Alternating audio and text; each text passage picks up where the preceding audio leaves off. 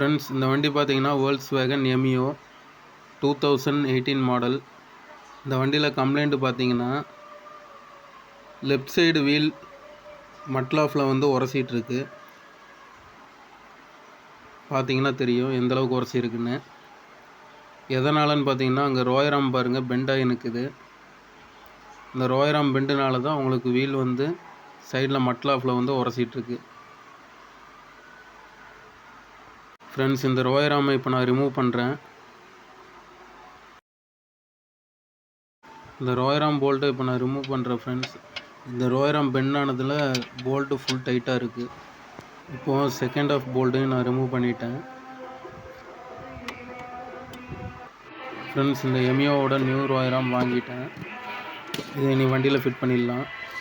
இதோட ரேட் பாருங்கள் ஃப்ரெண்ட்ஸ். இது வந்து ஓல்டு ப்ரைஸு.